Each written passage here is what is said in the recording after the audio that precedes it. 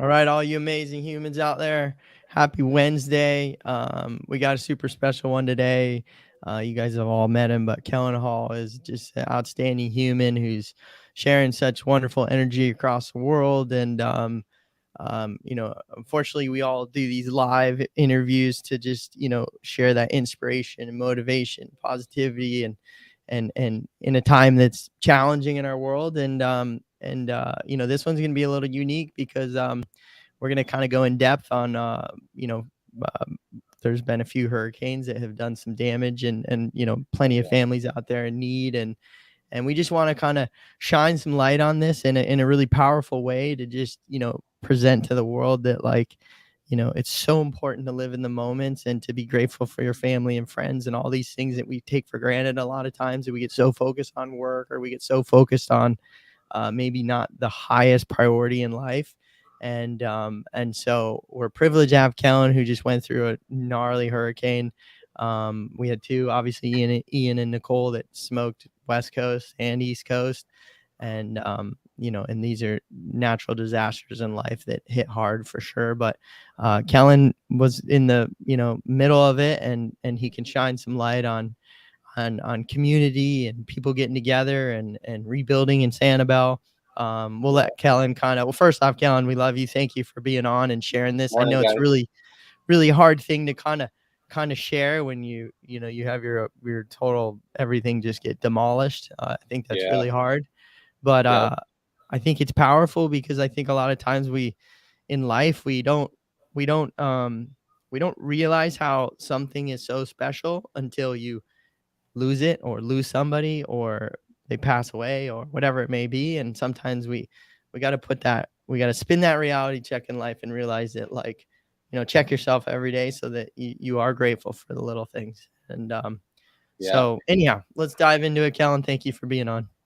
Morning, guys. Yeah. So just going through this previous hurricane kind of gives me the feeling of a past experience that I had. And we were going over this last session that we were talking about my sailboat burning down. So I lost everything on my sailboat, and everything that I loved kind of put on there. And I sailed down the Caribbean and was living the dream for about 3 months. And then the sailboat burned down on me, electrical fire. So this hurricane kind of brings back a little bit of those feelings of losing what value you have the most of, possessions, I guess you could say. And underestimating this hurricane was one thing that I did, and I'll never do again.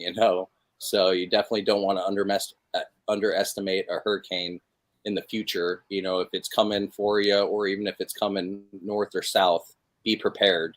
The worst thing about hurricanes, other than the wind, is the surge. So the surge got us really bad this storm on Ian, and there was parts of the island that was about 18 to 20 feet under, and then my house is on kind of the middle part of the island, the high ground. We got about 6 to 8 feet in our house. We live in a little duplex. The left side we live in, our buddy Dave lives in the other side. His trees went down back to the dam and over his side, and his front doors didn't get busted open. So his side actually looks all right. They got about 2 to 4 feet of water in theirs. But on our side, our doors ripped open, and it looked like a twister came through there. The carpet was all torn up, and it was pretty bad. So luckily, we didn't lose everything, but we lost most of our stuff. We could salvage maybe some clothes, some of the water sports gear I have. Thankfully, I could keep the wing gear and the kite gear, most of it, so that was good. And other than that, it feels like a storm like this takes some of your memories away, basically, because you got these yearbooks from high school and all these things that you're looking at from the past, all these pictures and stuff that's priceless to you. And when that goes, it feels like some of your past is taken, because now you can't look at this stuff anymore and check it out and, reminisce about the past and, your childhood and everything. So we lost a lot of that stuff. And my wife and I, were bumming and sad for a long time. And time went past, and now we're feeling a lot better about life, knowing that we're okay. And our family's all right and our friends are all right. We did lose a lot of people died on Sanibel and Fort Myers Beach, and I think Port Charlotte, some other areas. There was over, I think, 150 deaths on Sanibel, and it's a lot of elderly people out there. So the day after the hurricane hit on a Wednesday, and the day after me and my friend Jenny has a bigger boat. We went out caravanning out just to make sure that no debris, we don't get stuck out there in the boat. And we saved and rescued maybe 6 couples, older couples that were all, torn up on their arms. They were bleeding. Some of the older guys that were trying to get out there and find help. We had a couple guys waving at us in the balcony and saying, "Hey, Kellen, please help us." Wow. It was like our neighbor in a way. We knew them really good. So it felt really good to rescue those people the day after, because we didn't have much warning, basically. So the night before, Tuesday night, they said, "Oh, the storm is moving," and it was supposed to hit Tampa, and now it's going south, and it hit us dead on, and then it intensified, and it just sat on us for the whole day and night. It basically slowed down to where it sat on us. So that was pretty horrific. All the winds going up. It's sustained winds from about 80 miles an hour to 120 to a gust of 150, 160 for 6 to 8 hours. So that's pretty heavy to deal with that. It's almost like the Bahamas, how the hurricanes sit in the Bahamas for 2 days and just, totally intensified and destroyed everything there. Basically, that's what it did to Sanibel, and Fort Myers Beach, took everything. All the boats are just tossed around in neighbors' yards upside down. All these crazy stories of boats being in, soccer fields down from where they were supposed to be, lifts and stuff. There's other neighbors' yards way down the street. Some even went across a waterway and ended up on the Fort Myers side, boats that were on Sanibel. So there's all kinds of crazy stories. And I think the biggest thing that you can take from a storm like this, and any storm that, takes a lot from you, is to just make sure that you're okay and your family's all right and your friends are all right. And if you got animals, if your dogs or cats are all right, that's a bonus too, because they're part of your family, I feel like. And if you got them and they're okay, even if it's minor injuries, then that's the most important thing, I feel like, in life. And storms like this is, possessions and everything can be replaced. So, for the biggest part of it is just making sure that you're okay, your family's all right. And that's what you can take from the storm, and try to be as positive as you can and learn valuable lessons from the storm, like I did, knowing to not underestimate storms like this, Yeah, I mean, one of the big challenge as well with this situation was the causeway breaking, Yes. and leaving Sanibel kind of like isolated, with making it very difficult to get there and do rescues or check on people and all of that. Yes, I forgot to mention that. So the causeway that gets you onto Sanibel is 3 bridges and 2 islands, and it took them about 2 weeks to repair it and make it so you can drive over. In that time, a lot of people over in Sanibel didn't know that the causeway was broken down. So that's why we went to Sanibel on rescue missions. And I even helped some guys from Miami and Boynton Beach, came over, fire rescue guys that were helping out on the island. They didn't know where to get to some houses out at Captiva and Santiva area. So I jumped on the golf cart with them and actually rescued some people that I knew, that they were just asking me if I knew these names. And I was like, yeah, they just live right down the street from here.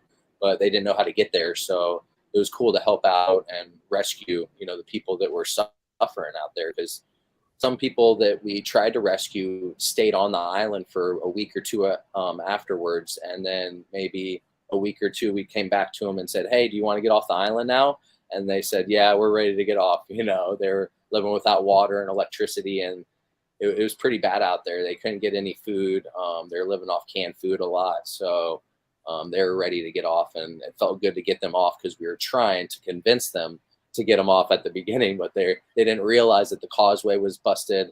And so I shuttled clients and people back and forth from Fort Myers, the mainland, to Sanibel for about 2 weeks, and watched the Army Corps of Engineers while I was driving the boat back and forth. The causeway was right there, And within about 1 week, they had it up and running, which was unreal because they were talking about it being months, maybe even a half a year to a year that the causeway would be up and running. And within a week, they got it running. And I could see Wow. semis driving across and big, electric trucks and stuff like that. So that was really cool to see 1 week. And then the second week, they had to make sure it was all good for homeowners and commercial guys. And it's still restricted right now. And I think for the next couple months at least, you have to have a hurricane pass to get on the island to show that you're like a residence or commercially. You can't just go on there for fun right now. It's still like a war zone hit it. It feels like, I mean, all the animals out there suffering. The whole island went underwater, saltwater. So there's still parts of the island that aren't too green and just looking like big piles of vegetation, and homes and stuff that they had haven't been cleaned up yet. So it still looks like a war zone out there, pretty bad. And they're slowly cleaning it up finally, and getting electricity is back on, I think, on half the island, and water is back on the whole island. So that's a blessing, and thankful that people are rebuilding. It's going to be a long process to rebuild these islands and get them back to kind of normal as people want them, It's a big tourist destination place too. So it's the top 10 shelling spot in the world right now. And we have what's known as red tide going on too. So along with everybody trying to rebuild, and there's not much wind going on right now, we just got a couple cold fronts with the northeast coming in, which is a blessing. And we're thankful to have some water movement finally. But we got this thing called red tide, and it's really smelly and killing all the fish. So hopefully that can flush out soon with these fronts that we have, and that'll help out for sure. Wow. Well, for all those that are listening in, we have a link in the description of a lot of water sports friends and families that we know of throughout our, water sports sort of connections, and people that we know and people that are in need. So you can see the links in the description here, and obviously you can see, Kellen, and there's plenty of families in need. And truthfully, that was our goal, was to just create awareness, and any support you can show, feel free. I mean, it's just there's not enough that could be done truly to help, but any gesture's a golden gesture. And we had Kellen on, not to share any this is something that I just think it's really powerful, because one, I think Kellen said it the best, but it's like, life is turmoil, and you go through these ups and downs in life. And I always think, like, I've had it, because I've had some not natural disasters, but we'll call it injury disasters, where I probably shouldn't be here, and I was given a second chance. And it's always those reality checks that you realize in life, like, what's so important. And I always kick myself, because it's like, why do I need those reality checks? Well, because a lot of times you just take it for granted, and you just forget how good you really have it. And it's almost like we should all write down on a piece of paper every single morning, and you should look at it every morning, and just be grateful for those little things, because after a while you take it for granted, and all of a sudden, you only get that reality check when somebody passes away, or you have a disaster happen.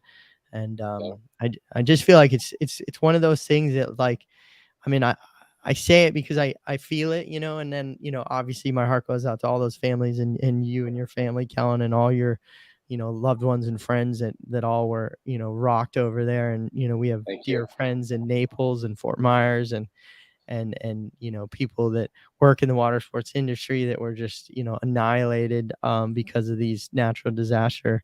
But yeah, it's just it's a good reality check for everybody out there. It doesn't matter what you're going through, but just, you gotta find those things in life, and make sure you are grateful for it. And I think that's a huge message from Yeah, this. I mean, like you said, Kellen, like, you, like, maybe the day before, you maybe didn't take it seriously. And Yeah. and this is the kind of stuff, maybe we tend to do on like almost the everyday basis. I mean, we just drive somewhere, we don't even think something could happen, or like we go on a session and it's amazing, the waves are amazing or whatever, and we just don't even consider that something could happen. And truly it could. There is you know, everybody listening here, we are all in water sports, and it is like, to some degree, like there is a risk involved with that, you know, with the foil and all of that. Things could go wrong very quickly, but often we just disregard like what could happen. And then once in a while you have an experience that kind of like brings you back to like, all right, you know, like this is real, and things can change in just a second, you know. Yeah. And you need, you know, those experiences to like kind of like sometime like bring you back to, okay, you know, I need to make sure I appreciate, I need to make sure I evaluate the situation, and don't, you know, consider everything, every aspect. But one aspect of it, that, you know, I think we should touch on is not only, you know, you see the impact that it did like on the moment, destroyed everything, but it's also the impact that it has on the long term, because there is, you know, an economy that was like in place, and all of that is disrupted for a long time. And you are, Kellen, you are in this situation. So maybe can we take a step back and then maybe describe to us like, you know, how it is there, because that's where you live, that's where you have your business, you know, teaching people how to kite, how to Yes. wing, Uh-huh. and then like what does that mean for the next few months, you know? So basically, I didn't go over as well, you know, not just losing my house. I lost a sailboat that I was rebuilding and going to sail down to the Caribbean, and my whole business, and, you know, my office basically where I teach at is not going on, and it's going to be down for probably this season because of the red tide and just the water, sewage, and everything. Clarity is not good, so it's not safe to teach. And then the island shut down, so it's basically, you know, really opened my eyes to how thankful and blessed I am, where I could take my boat and go over to Stewart and Juno Beach and then down to the Keys and remotely work and chase the wind and bring the clients and meet my clients where I go. So that's very good to have that. And that's what I'll have to do for the next, you know, season. So this until Easter basically, or the summer, I'll be remotely working. And I think the island, Sanibel and Captiva, are going to be good with the water. You know, it's just not going to be safe to be swimming around. They've had a lot of bad stuff go on with infections and whatnot. So the water is just not going to be safe, you know. So that's a big bummer. But I think maybe next season we could have a fighting chance to reopen and start teaching again around Sanibel, and tourists start. They're talking about opening the island in February for tourists, and there's some resorts that the rooms that didn't get destroyed are, you know, going to be able to be rented. And I think that's a bad idea, honestly, because people haven't seen what the island is really like. It's still not safe all the way. The mud, I didn't go into the mud too. So when this island went underwater, it brought this mud with it, and it is thick mud, very thick, and it is slippery. When it dries, it kind of looks like the desert cracks, you know, kind of thing. So you're looking like it's dried, but then when you step on it, it's still wet. So there's a lot of people that fell down. I fell down maybe 2 or 3 times, and I was in waterproof boots and trying to hold on to things, and you still fall down. So they still have this mud issue going on. It's dry now, but it's toxic in a way where it makes you sick and you get a cough from it. And then added on with this red tide, I don't know. We don't know how long the red tide's going to last. So with tourists coming and they're going to reopen in February, thinking this, I hope the island kind of bounces back quick for them, because it's not what they think it is right now. Like I said, it's like a war zone out there. So it's kind of, you know, it's not fun to be out on it. It's very depressing as that, you know, seeing everybody's cars. They're towing a lot of cars out because I think over 1,000 or 2,000 cars got destroyed on the island, and a bunch of boats with that, you know. But it's not fun to be out there right now. So you got to readjust and go somewhere else for a while. There's a lot of people that are selling their houses out there right now on Sanibel and Fort Myers Beach, and selling land and just going and finding a different chapter in their life, which isn't bad.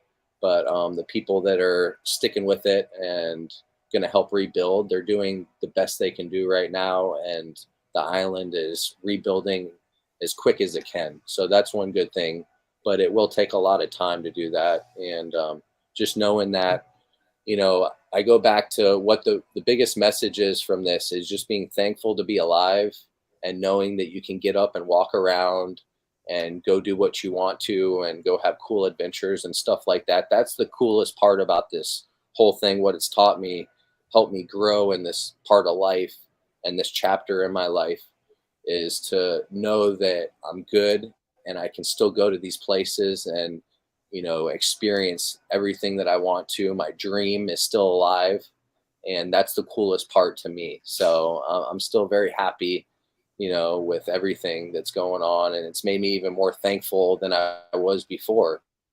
So that's one really cool part about this whole storm to me, is growing in life and being more patient and more humble and helping more people out now than I ever thought I would. I met more people.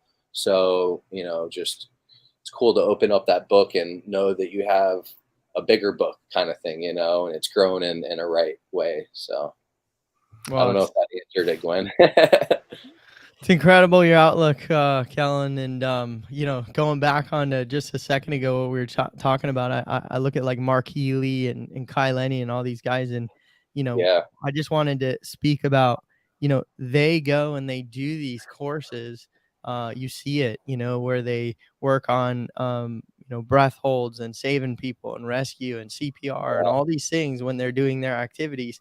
Now, it's preventative. It's for that moment that you don't know when it's coming. You don't know when the car accident's going to happen, or your friend having a disaster, or you go winging and you get cut, or your foil slices you, whatever it may be. But, these are these reality checks that, I almost want to say to everybody out there, it wouldn't hurt for you to remember that when you go winging and you take it for granted that you can drown, you could get cut. So, be prepared, make sure you're ready for these potential issues. And I'm not saying live in fear, but I'm just saying be prepared, because as Kellen, didn't know that, a lot of people didn't expect the storm to be very bad, and it took a different direction. And, they always talk storm surge, and sometimes it happens, sometimes it doesn't. And, again, like I think Gwen said it the best. You get in a car and you drive to wherever every day and you don't even think about it, but be prepared,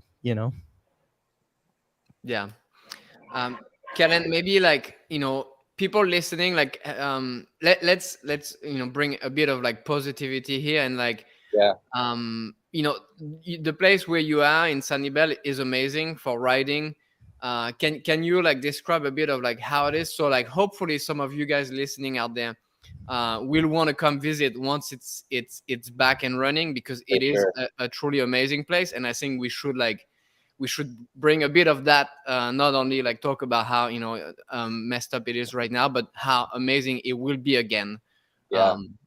Yeah, I think they're going to rebuild it even better than before. And the islands are kind of like the Outer Banks. They're very skinny, and they extend from the south to north a bit. And there's 2 or 3 islands. The first 2 islands you can only get to, or you can get to by car. And then the next 2 you can only get to by boat. So it's got a Keys, Bahamas feel to it.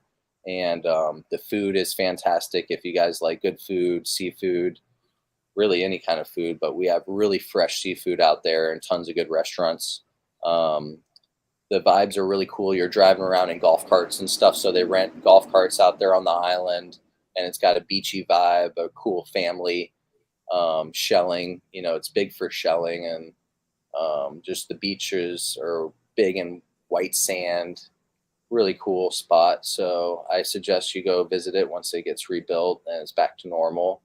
And I would say the best time to go is October to about May, or a little past Easter. So a couple weeks after Easter, it starts to get kind of humid and the wind starts to die off. So still a lot of fun, but if you like water sports and the wind sports, then October to May is a lot of fun in Florida and Sanibel and Captiva.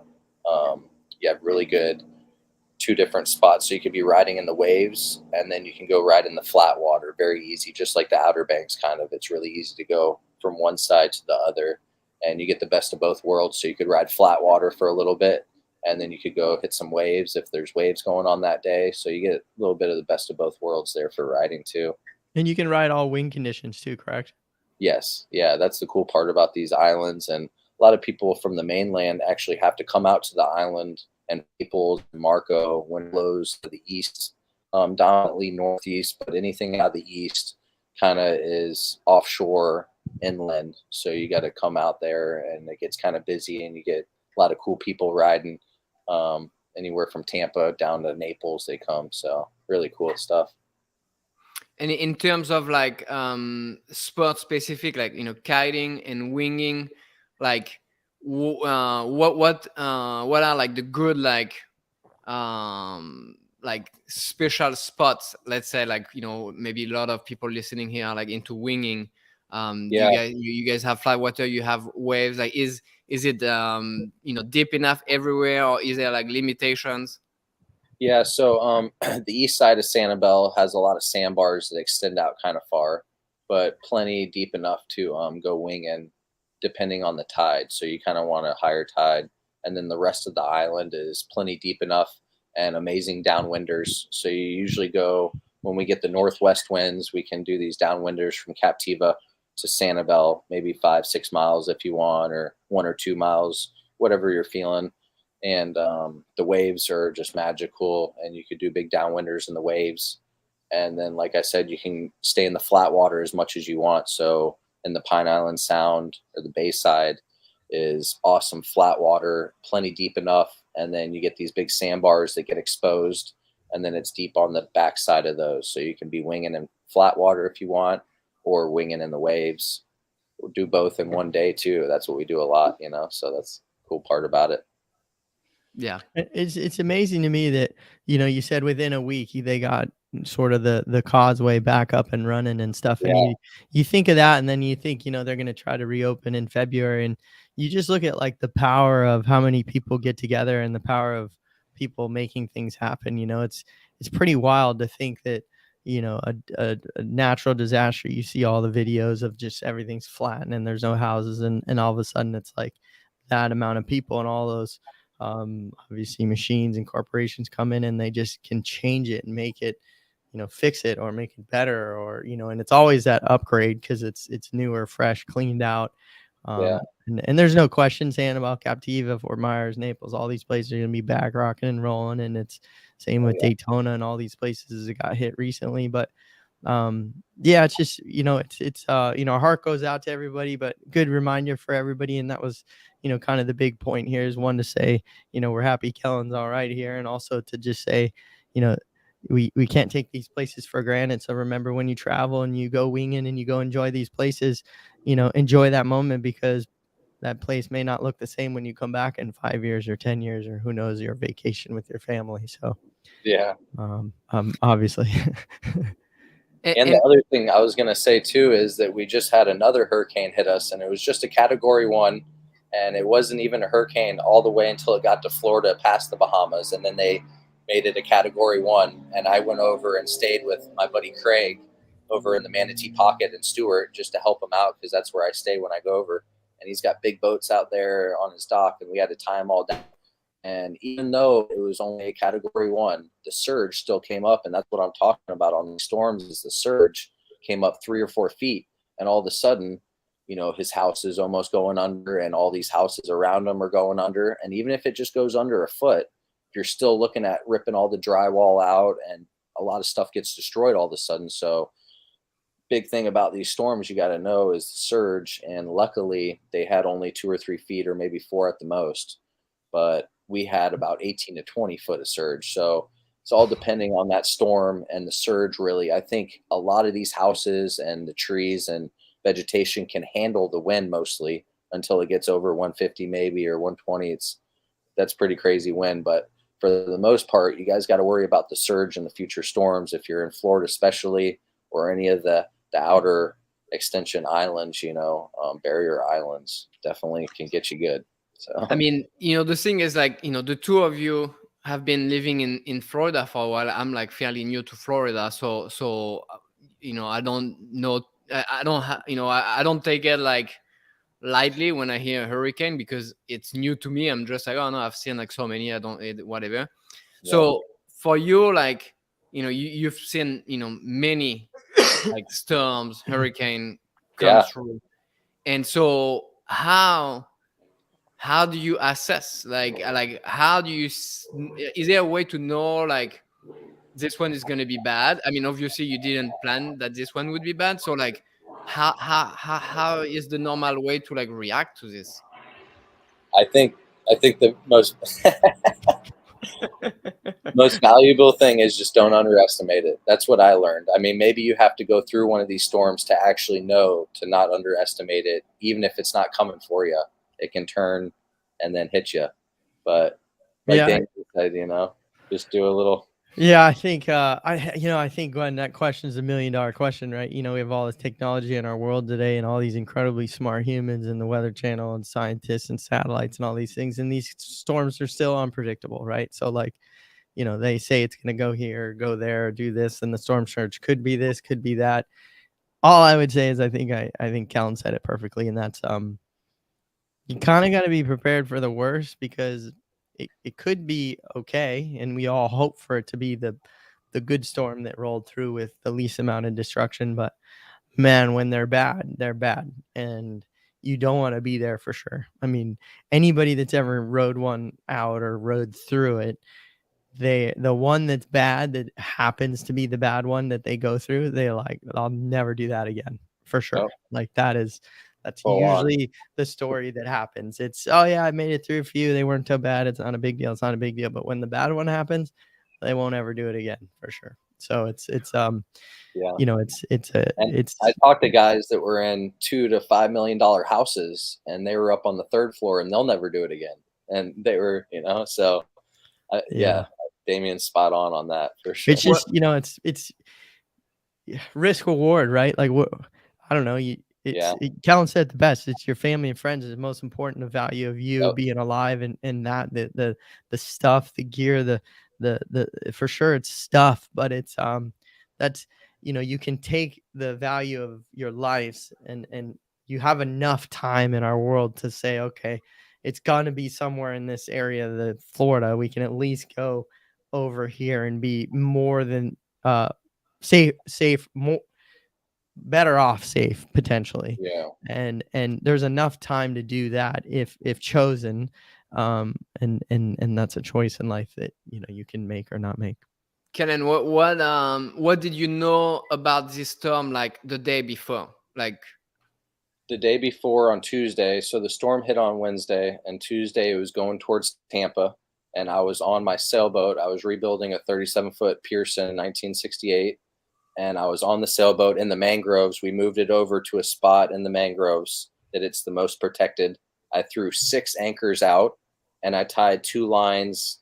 I went in like a monkey into these mangroves and tied these lines all around the mangroves, and then I tied 1 line onto a channel marker post, which, don't tell anybody, it's actually illegal. But when I came back the next day, it took everything. It took all those anchors. It took the mangroves. There was pieces of the mangroves that I tied it up were over on the boat, and the boat was sitting sideways, just not far, but in the mangroves over there. And I'm still trying to accept letting go of the sailboat because I was kind of in the middle of salvaging it and not. So it's a hard thing, just like my house, trying to let go of it. But knowing that we're rebuilding the house is a good thing. And yeah, so taking one day at a time. It's a new sailboat treehouse in the mangroves. Yeah, basically. and did like somebody like hit it the like after or something? Yeah, so that's really the universe. Okay, so this is crazy story here. So the storm took it and put it in the mangroves, and it's a slow zone coming in through there. Big channel that a lot of boats take to go to houses and whatnot. And after the storm, boats were going in there, and there was captains that were hired for homeowners, taking the homeowners out to their houses. So this one guy, I guess the story is, he was coming in fast in the slow zone, and he comes on this 24-foot Sea Fox. It's a T-top, a big engine. It's coming in fast, about 30 miles an hour. He hits a sandbar, and just knowing this is a slow zone, everyone else is going slow around him. my buddy gets this on video with his phone. That's the captain, and he flies off the boat. The guy driving the boat flies off. Two people in the front, and on the video you hear it go crack, and it goes tees right into my sailboat, making a big hole in it again, even more holes. So that's the universe telling me I got to get rid of this sailboat. You Just have to let it go. Luckily, those people were all right and everything, so that's good. But go slow in the slow zones. That's that lesson right there. Yeah. Yeah. So it's pretty crazy out there on the island still. But the first couple of weeks, it was like Mad Max or Waterworld out there. I mean, there was caravans and just all kinds of crazy boats coming out, and there's people that didn't know the waters and they were getting stuck. Even the authorities, FWC, I saw a couple boats getting stuck in the channel because the water and the sandbars got moved around. So you really got to be a good boater or a good waterman to know that it got moved around. But yeah, it's pretty sketchy out there still. So anyone going out there this season, just be careful. And I'm hoping that they can clean it up as soon as possible. By spring, should see some good water, I think, clarity and all that. So something to look forward to. Wow. Well, as we round this down and we're gonna jump into our patron uh, show coming up here, but we just wanted to, we always end with something powerful, Kellen. I think, just to come on and share your story and share, the support that you've helped so many people there and rescues and how fast Sanibel's coming back, and obviously Fort Myers and Naples and all these places that have been affected. They'll be back rocking in no time, and tourists will be back out there and enjoying the, beautiful place we all live here in Florida. But, I just think, just want to say thank you for sharing your message. One, because it can't be easy to have all those emotions of, losing a lot of these memories and things that you kind of can't get back again. But the cool part about life is you're always going to have more memories to create. And if anything, everything that does happen in life makes you stronger for the next, adventures. But, if there's one thing that you'd want to share with families or people or loved ones out there, just as a message from all of this, is there anything that like sparks home that you'd want to share with everybody?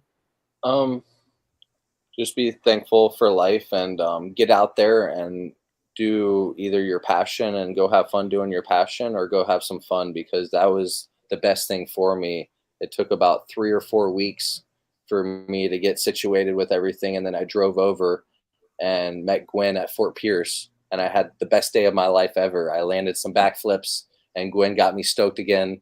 So that made me feel alive again and back to normal. And I would just say for anybody that goes through anything in life, just try to have fun and go do something that, makes you happy and that you like to do. And, that's the best right there. Be with your friends and, have fun. No, it's spot on, man. I mean, you gotta remember that your personal happiness is very important in life. So, to make others happy, you have to be happy. So sometimes it takes being a little selfish to do something that makes you happy, to refresh yourself, and then you can make everybody else happy around you. Yeah. I mean, this is what's cool about, like, the water sports we do, is it's very engaging. It makes you feel good, but it makes you in that moment where, like, there's a lot going on in your life, whether you just went through what you just went through, KELLEN, or all the just life things that happen. And all of this is always in our head, all day long. You think about it, it's kind of like, consuming you. And then finally, when you can go out, and all of that kind of goes away just for that one moment. You are like, just like fully present, fully focused on what you do. It feels good, and that's just like so important. So for sure, go out there and take the time. It's so important.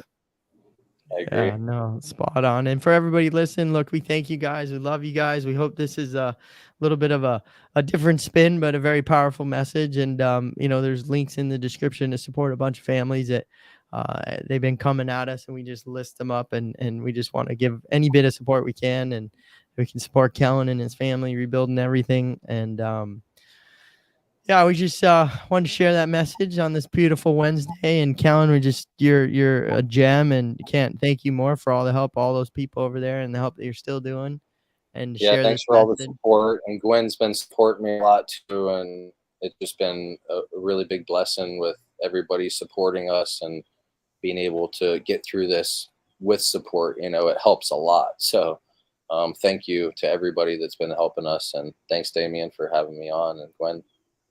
Yeah, Of course, man. thank you. And we're gonna jump into our patron show.